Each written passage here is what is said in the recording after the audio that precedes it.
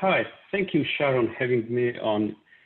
And I want to welcome everyone to my presentation, in which I will provide an overview of the challenges frequently faced when you're selecting appropriate approaches in bioequivalence assessment of generic topical formulations.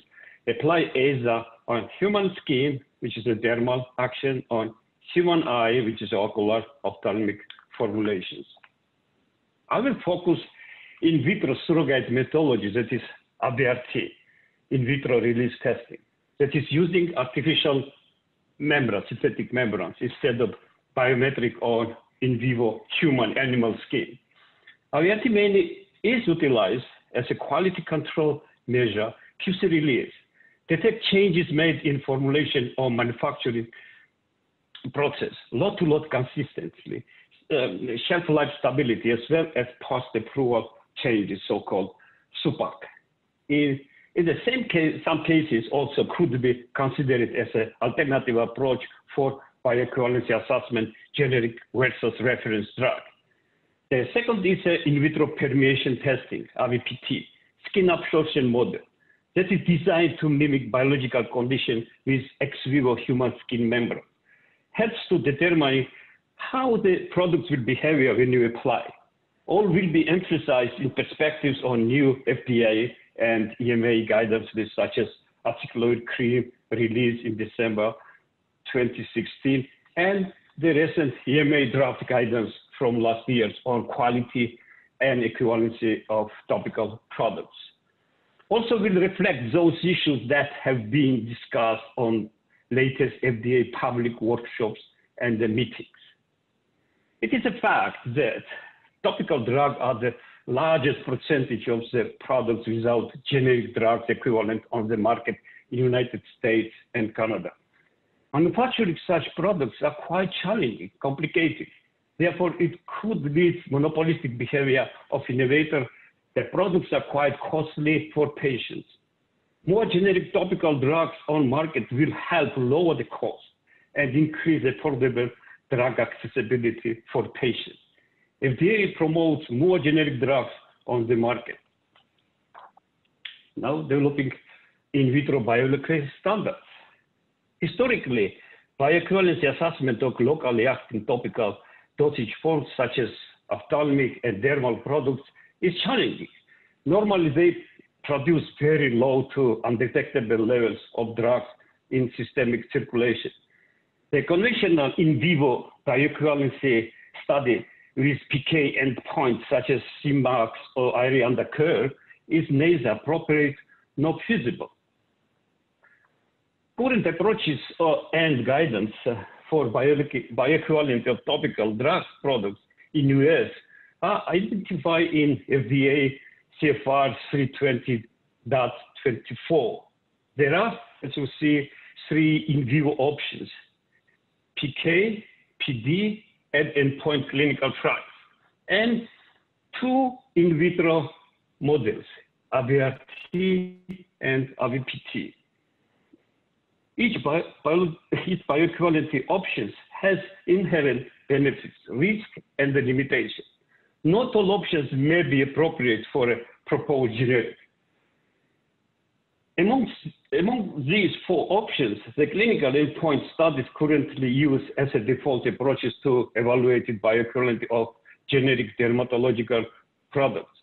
Also, these studies are not necessarily considered to be the most accurate, sensitive, and reproducible, require a very large number of the subjects.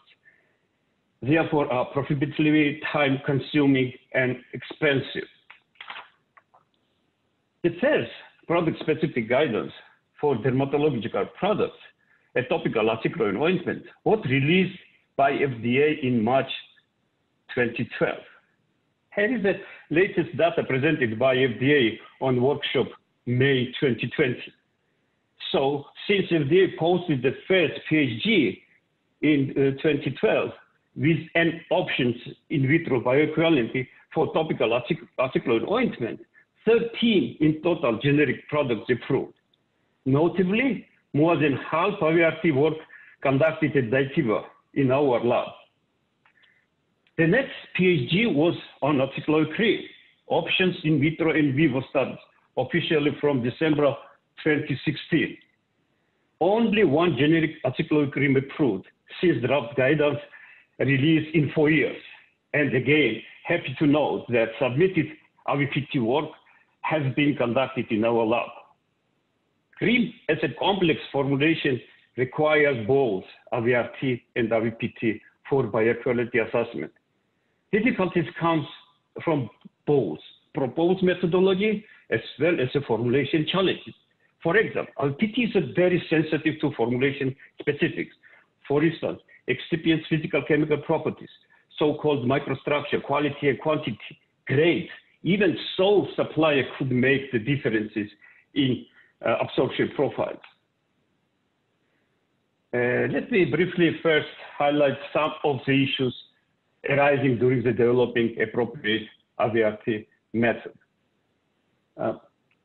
IVRT method mostly for semi-solid thermal topical applications are well established methodology, considered as a USP competitor.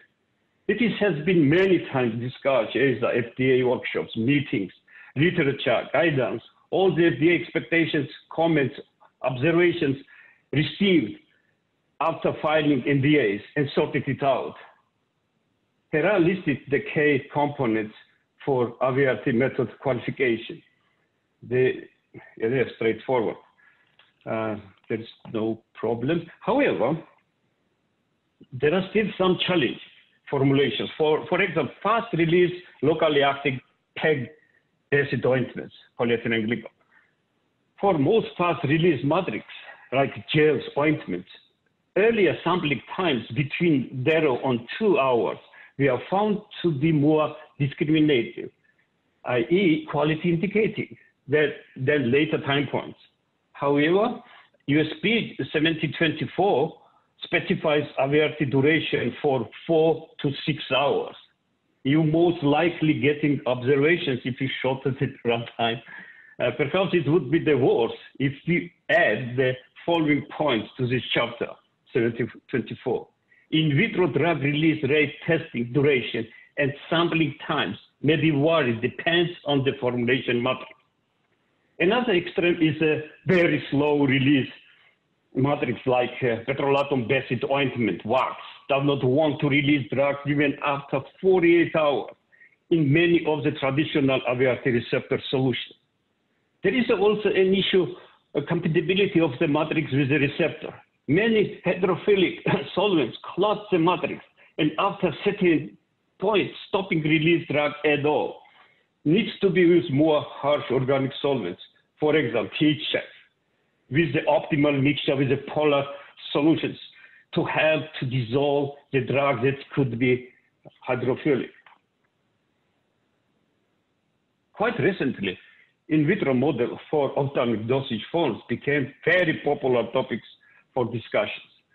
There are no generic versions for many products, probably because of limitation on establishing in vivo bioequivalence methods and the lack of alternative in vitro bioequivalence test methods. The unique anatomy of the human eye makes ocular drug delivery complicated. In addition, ophthalmic dosage forms suffer from poor bioavailability as a result of precornea factors, non-productive absorptions, the relative impermeability of the cornea epithelial membranes, tear dynamics, etc. This results in low drug absorption, pay less than 1% of the administered dose. Subsequently, the determination of bioequivalence for locally acting drugs in the eye is more complicated even than dermal, as drug concentration cannot be measured directly. Therefore, it is a challenging issue for both pharmaceutical industry and regulatory agencies. For ophthalmic drug delivery, it is sometimes advantage to use a complex formulation, such as ointment, emulsions, gels, and suspensions to achieve prolonged drug retention at the cornea surface. The product-specific bioequivalence recommendations for 35 ophthalmic products have been released and posted FDA's website on May 2020. outlining the specific tests which should be performed to demonstrate bioequivalence.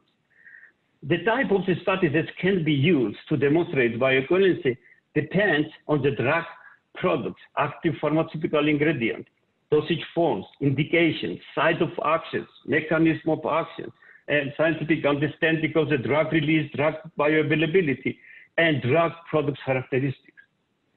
Bioequivalence study recommendations are different for each product, and more than one option is given for some products to demonstrate bioequivalence. FDA has revised many of posted recommendations. Further revisions of guidelines are anticipated. For ophthalmic solution, which are Q1, Q2 equivalent, bioequivalence is self-evident, and waiver of in vivo study can be requested under CFR 320.22. For ophthalmic non-solution dosage forms, which are Q1, Q2 equivalent, bioequivalence can be demonstrated by either clinical endpoint studies, PK study, aqueous humor, microbial killing rate, or in vitro release testing, IVRT. Regarding clinical studies, requirements require a large number of the patients, which can be very difficult and can create enormous time and resource constraints. Here is an example. The clinical endpoint study in the treatment of chronic glaucoma and ocular hypotension is recommended to demonstrate bioequivalence for some ophthalmic products. Patients must have either conditions in both eyes, and test and reference products is applied as one drop in each eye 3 times daily for 6 weeks. Another type of bioequivalence clinical endpoint studies is in treatment of pain and inflammation associated with cataract surgery. This study is conducted in patients undergoing cataract extraction that is described in draft guidelines, the FADENIC ophthalmic suspensions. There are data presented by FDA showing ratios in vitro and in vivo methodologies recommended for bioequivalence of topical products. As you see, in vitro portion is predominated for ophthalmics, when for dermal drugs, speed in vivo, that is a clinical studies option, is prevalent. There recently are numerous FDA public workshops conducted to address all challenges related to the predictive in vitro methodologies recommended to ophthalmic dosage forms. For example, in 2017, in October twice was the meeting. In 2018, in May 24, and very recently there was a meeting May 4, 2020. Investigated 3 in vitro release testing systems with respect of reproducibility and discriminatory capabilities. USP aperture 2 with the immersion cells, static French diffusion cells.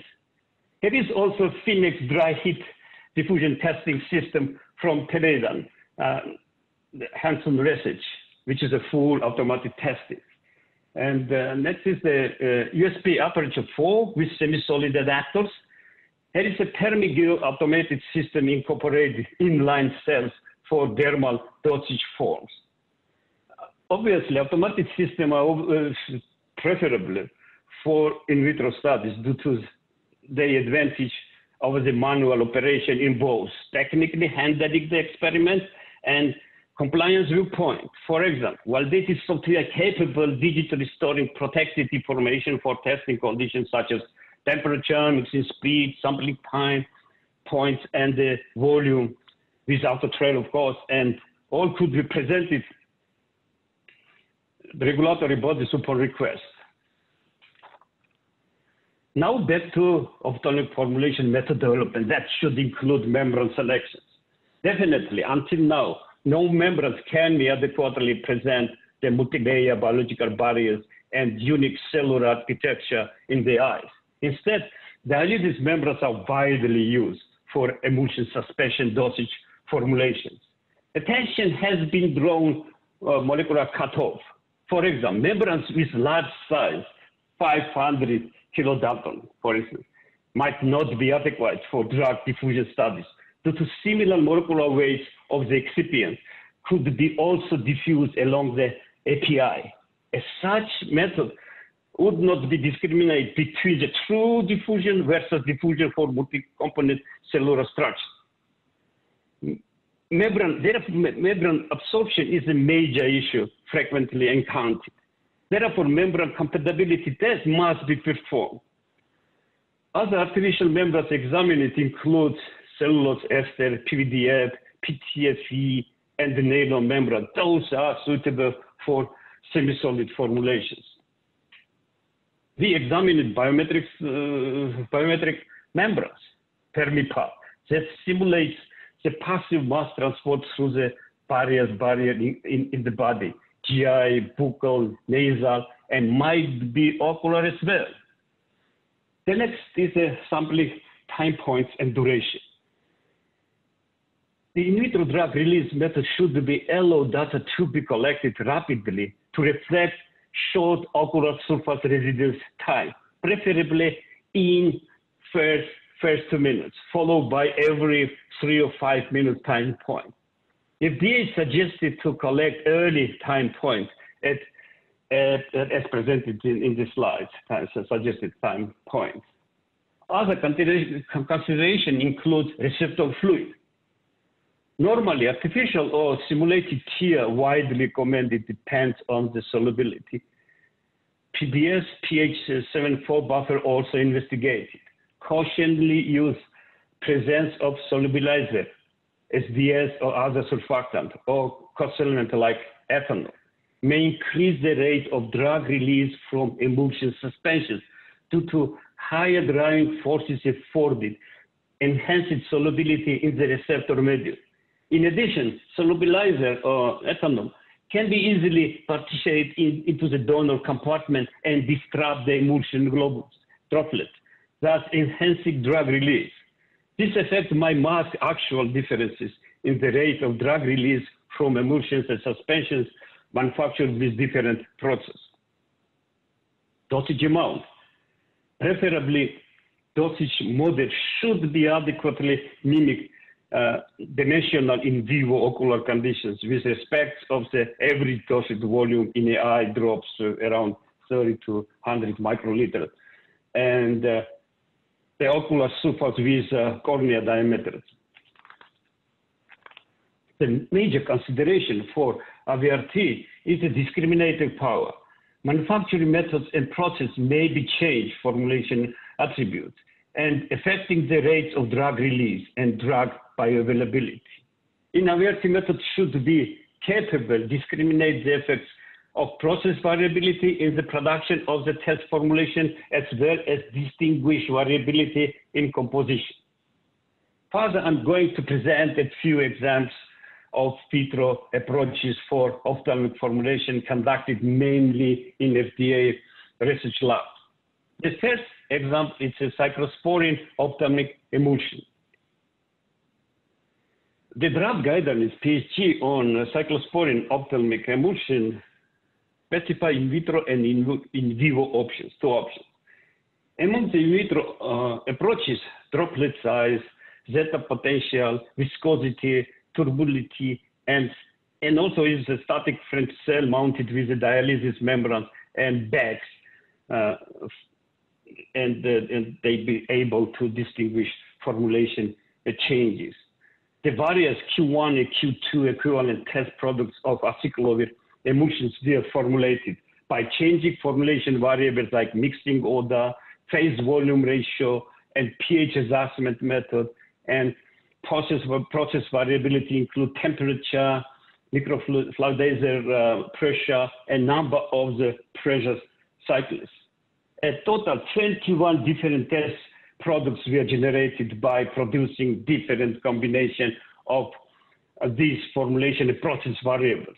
Results indicated that the significant changes in the physicochemical properties was predictive of changes in the manufacturing process, captured by proposed in vitro methodologies included drug diffusion. The cyclosporine ointment is the next example.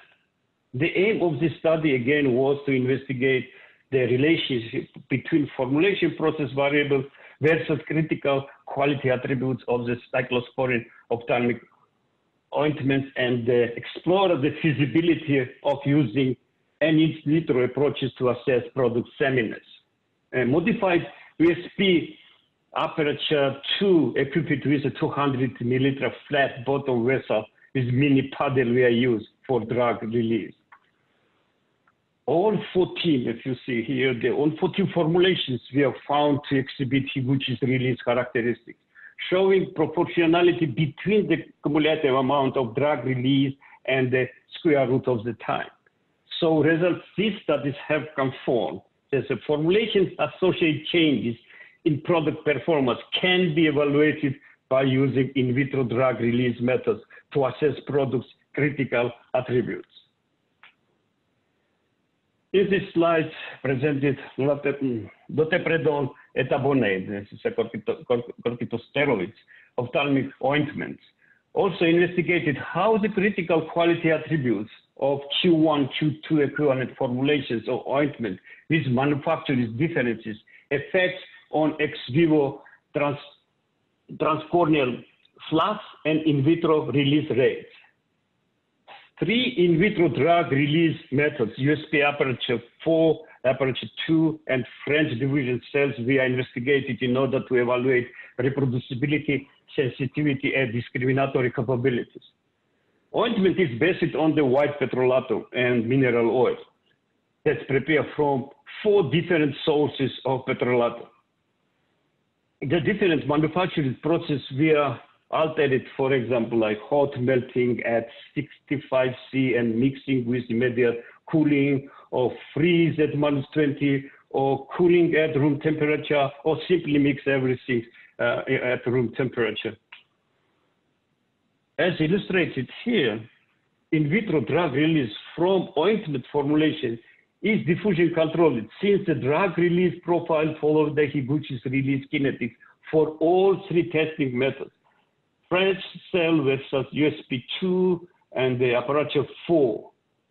The results showed actually that even color differences of the white petrolatum may indicate significant differences in properties exotic variation of in vitro drug release.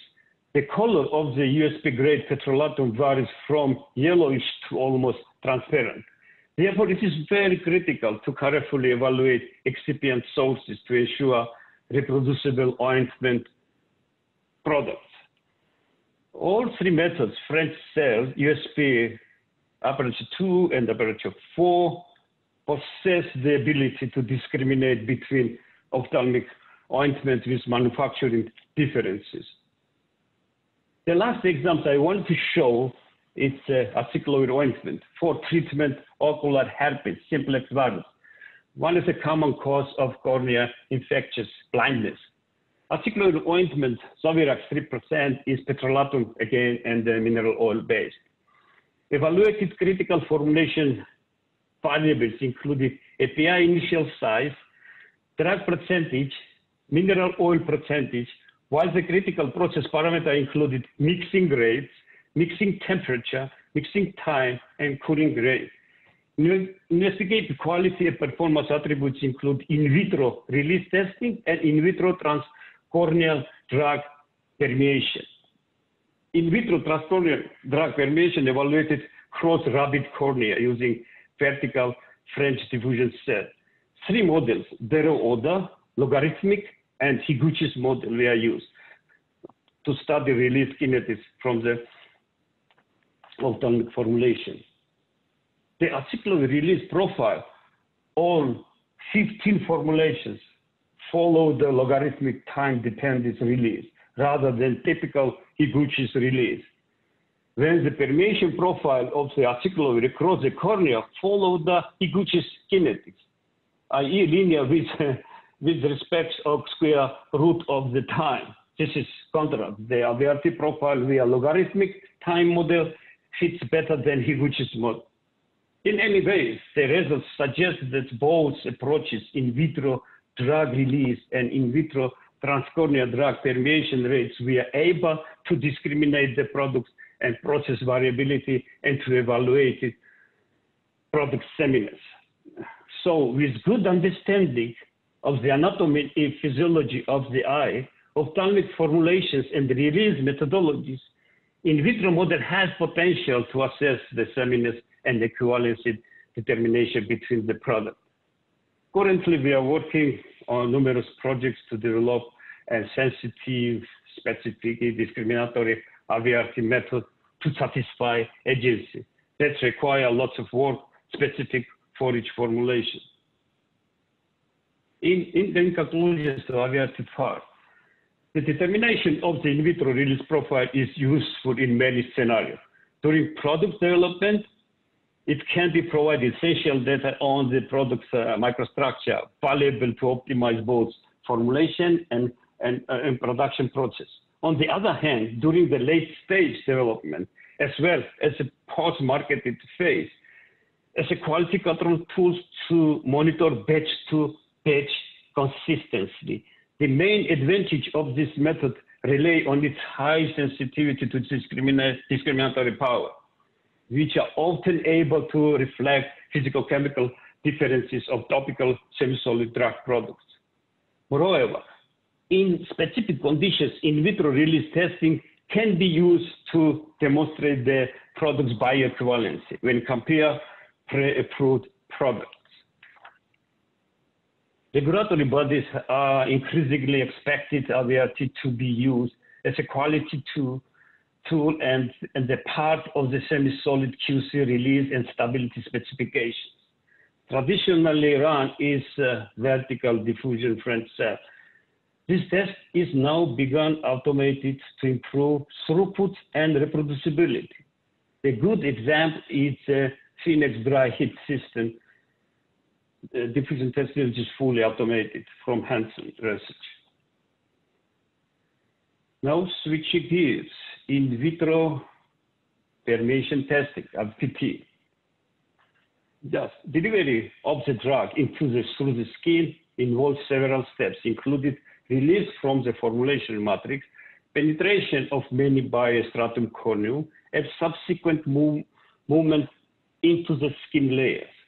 Bioavailability and active ingredients will also be altered, influenced by factors such as integrity of the skin barrier, the physicochemical properties of the permeate, as well as those spherical excipients presence. As already mentioned, our PT studies are routinely performed using two common configurations of the diffusion cells. This is a vertical diffusion cell, like a French type of cell, and flow through inline diffusion cells, often referring as a brown cells. Very briefly of the basics of skin absorption. In accordance to Fick's law, two main factors influence flux across the skin: diffusivity and concentration gradient of the compound. Diffusion of the compound across the skin is size dependent. Upper level limit of molecular mass for skin penetration is difficult to determine. However, permeation rates of molecule exceeding 500 Dalton declining rapidly.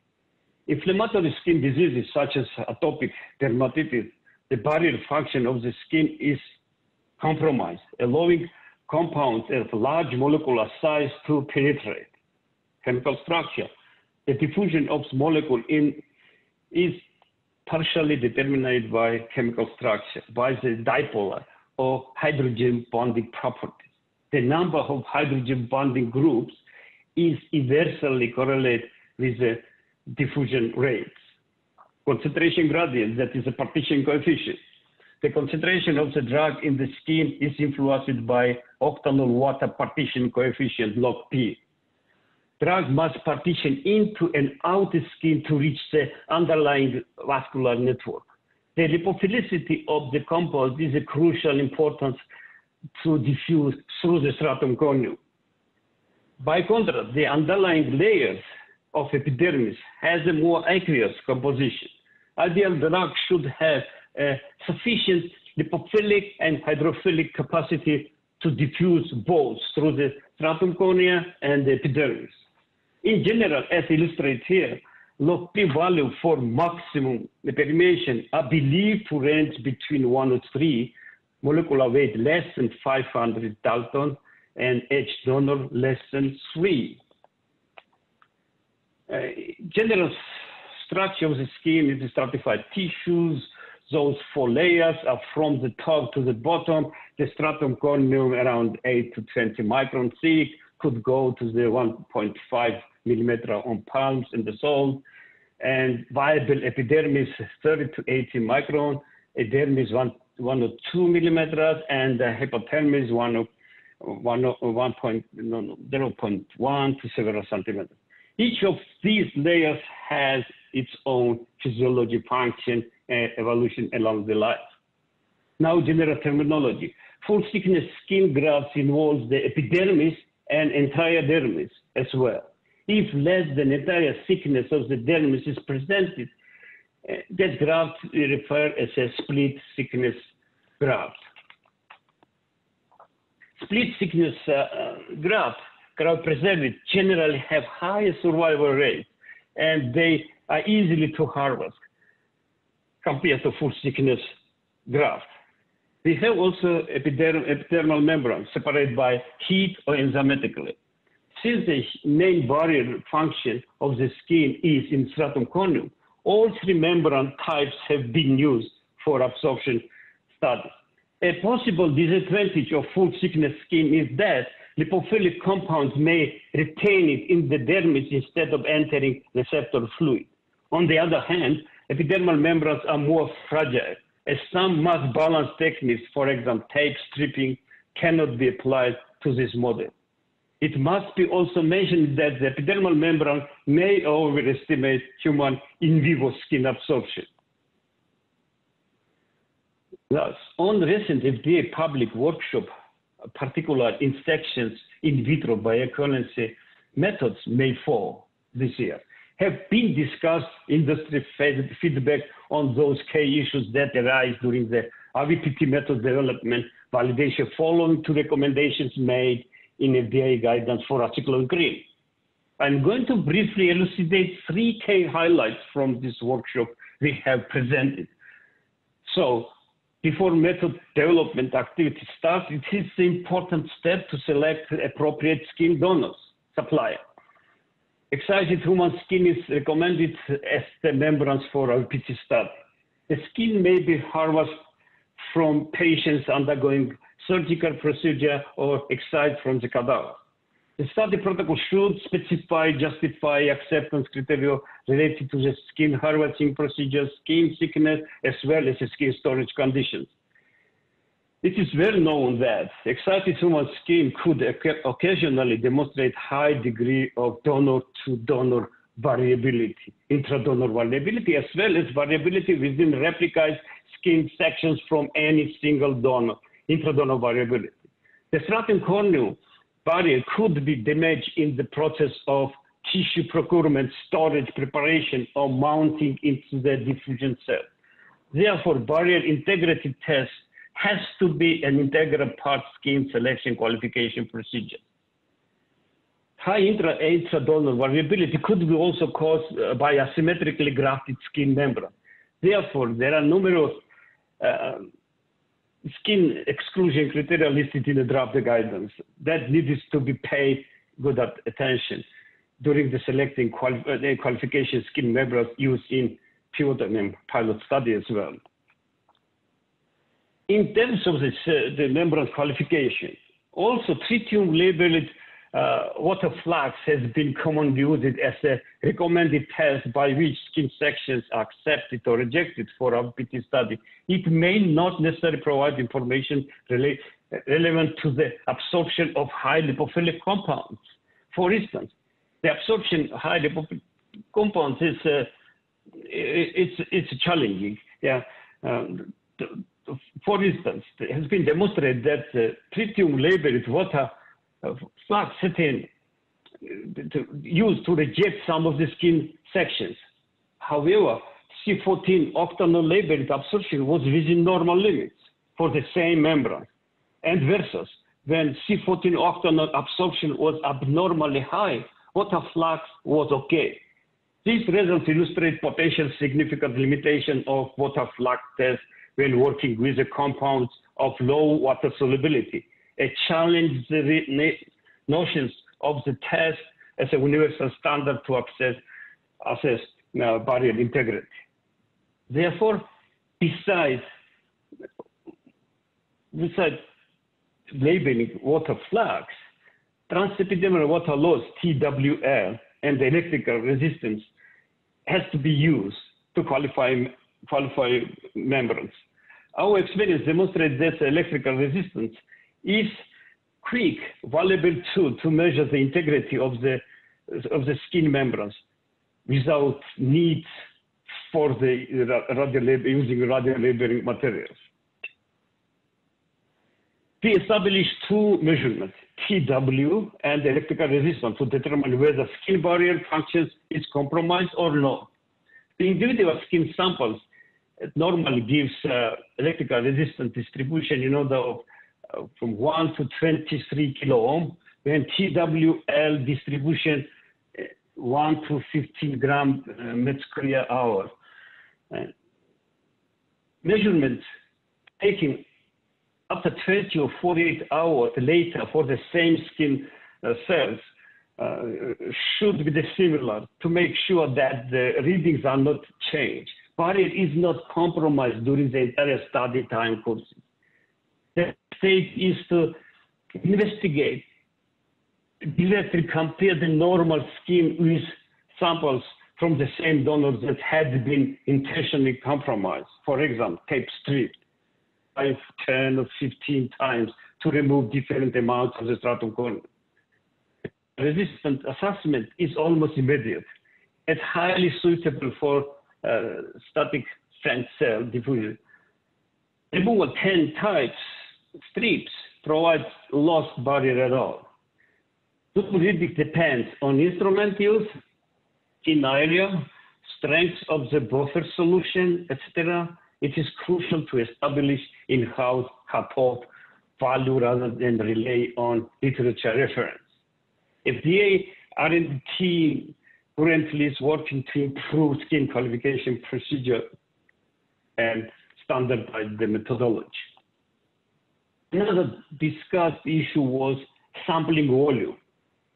Key guidance for articular cream recommended full volume replacement at each time point. Then aliquot used by some companies, including Vivo. The rationale FDA recommended full volume replacement not listed here.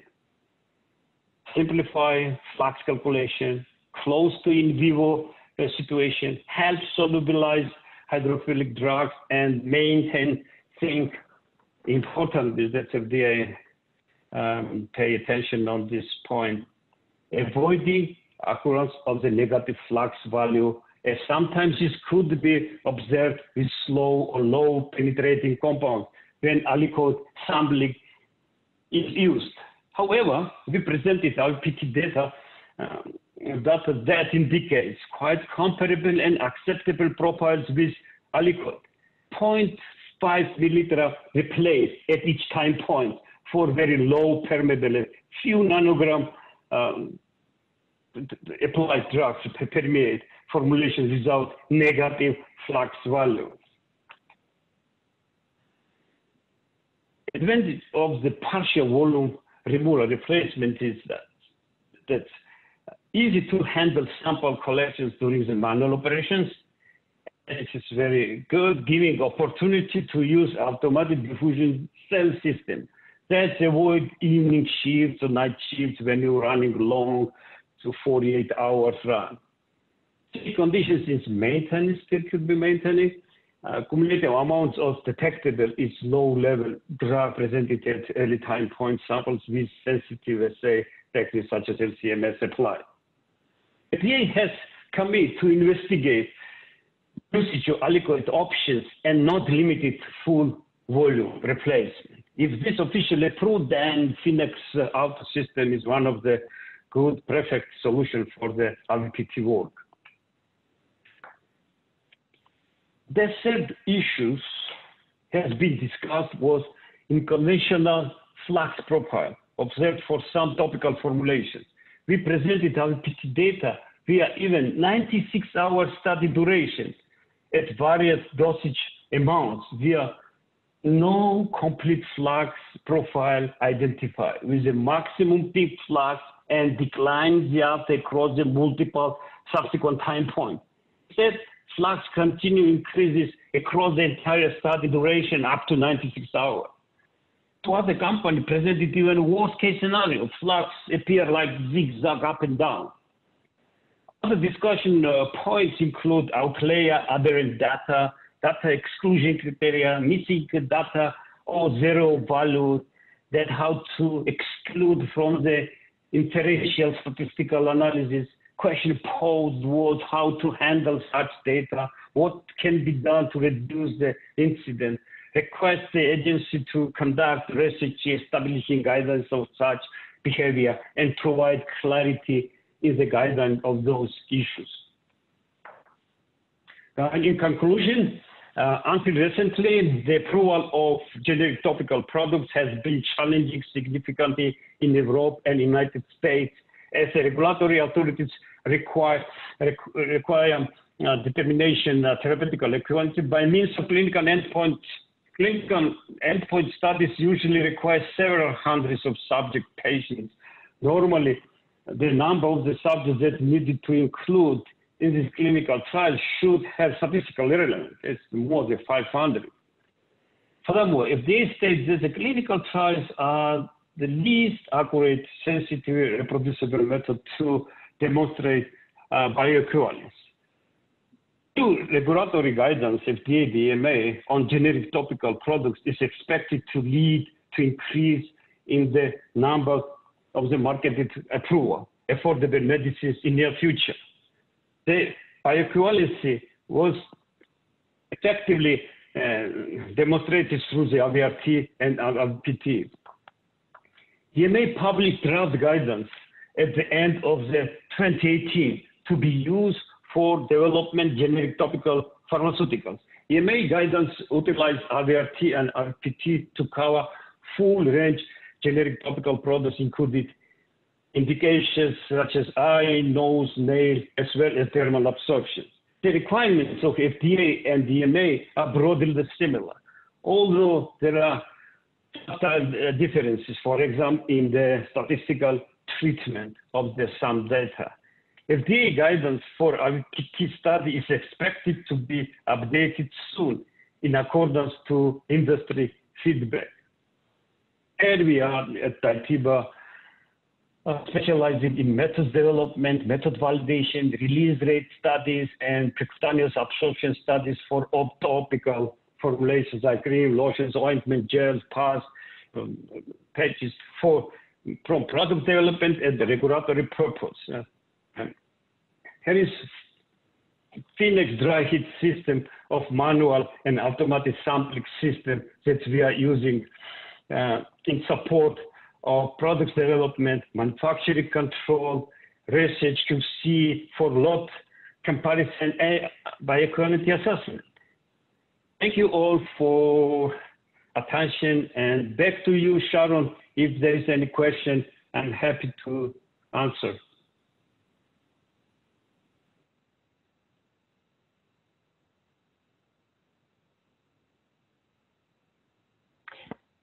Thank you, Theo.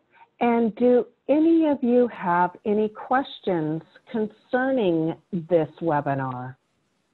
If so, please ask your questions through the Q&A function in Zoom.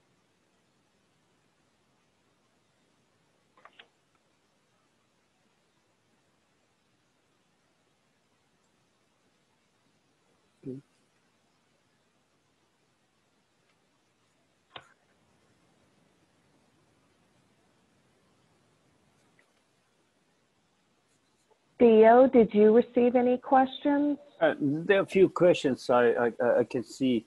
The first question is, which diffusion system are most suitable and recommended by regulatory agencies for ocular formulations and for products apply the skin? Actually, there is not such recommendation made either by EMA or FDA. But as already mentioned, the selection of suitable in vitro systems is dictate the formulation types, its composition. Studies conducted at FDA, as I noticed in my presentation, showed they considered 3 systems, which is a USP aperture number 4 with the semi-solid adapters, USP aperture 2 with the enhancer cells, and French diffusion cells. They evaluated reproducibility, discriminatory capabilities. As you see, these all 3 methods pose the ability to discriminate between ophthalmic formulations and monitor changes in manufacturing process. According to this study, the companion in vitro release USP aperture 2 and 4 testing methods were more suitable than in a French cell methods. However, it's just was, I believe that was because of the receptor medium, because in Dativa we developed very sensitive methods which discriminate, and it was very good reproducible using French diffusion cells. The Dativa we use, as you see, is automatic one, which is a very good for skin permeation studies as well as the IVRT studies.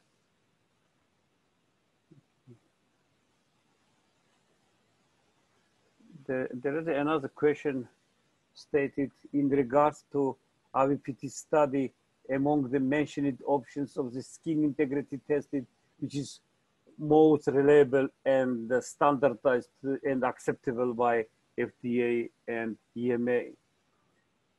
This is very important issues to establish in-house qualified skin integrity testing.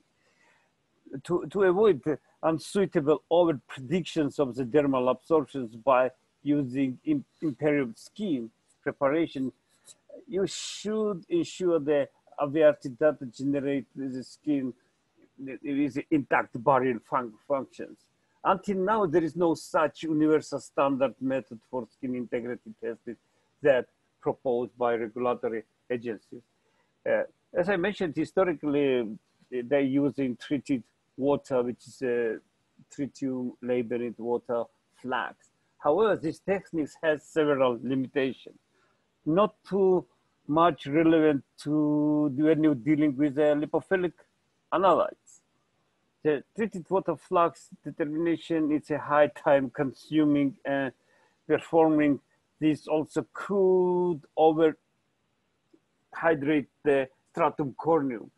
Therefore, agency might request to prove there is no evidence of such hydration of the stratum corneum.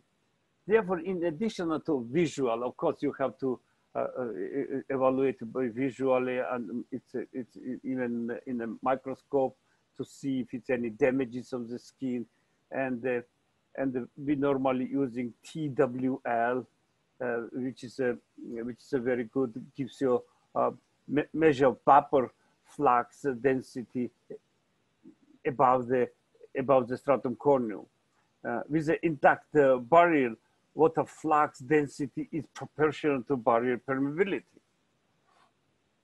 So if you have the low barrier, you have low readings.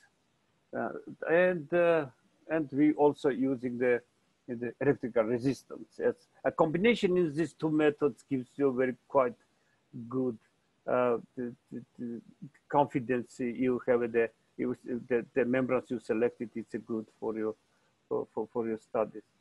However, I recognize that it's a laboratory with different kind of equipment, methodologies, needs to perform their own validation in-house and to establish this cutoff for your system. Another question is if there is any drafted guidance for ophthalmic formulations which specify IVRT or permeation studies as a bioequivalence studies. Of course, there are a few published product-specific guidelines, PSGs. For example, I already mentioned this cyclosporine emulsion. There's FDA guidance which is mentioned both IVRT. You can use the in vitro or in vivo studies. So in vitro studies, you have a different approaches, and there is a very good sentence in this guidance saying acceptable comparative in vitro drug release rate testing to compare the testing to the RLDs.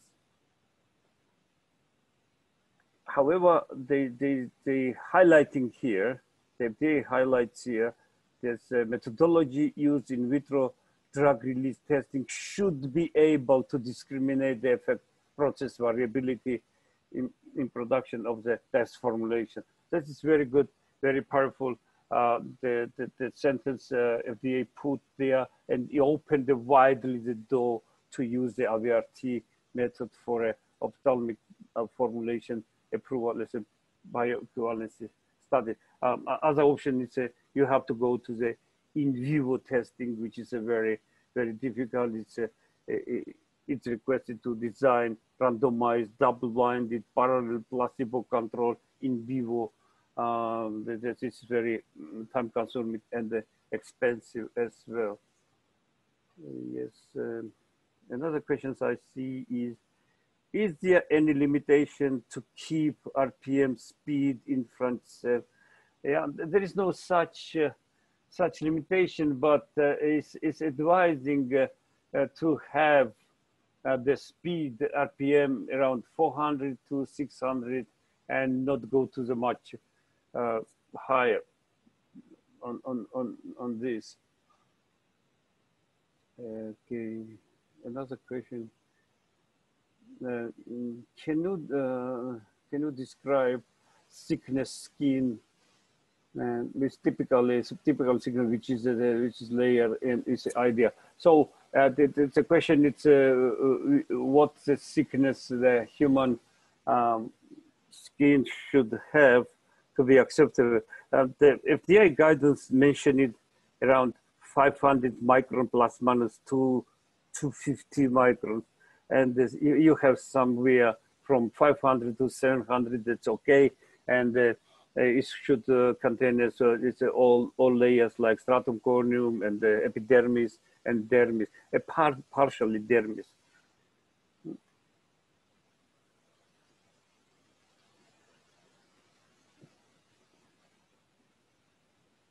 The other question is, which tools do you use to investigate intactness of the skin during the IVPT studies? Okay, this as many times already mentioned, that's the tools. It's to use the TWL or resistance test, measure the electrical resistance, and to make sure you selected the conditions is working. You have a non-dosage form, not dosage cell. So you continue monitor the let's say the resistance or TW during the entire studies to see the receptor medium you selected. It's good. All the conditions. It's stable and it's not compromised your barrier. Which type of synthetic membranes is suitable for lipophilic analysis? That's also it depends also what the kind of of course compatibility membranes with not only for a product for a receptor medium. So you have to consider the both.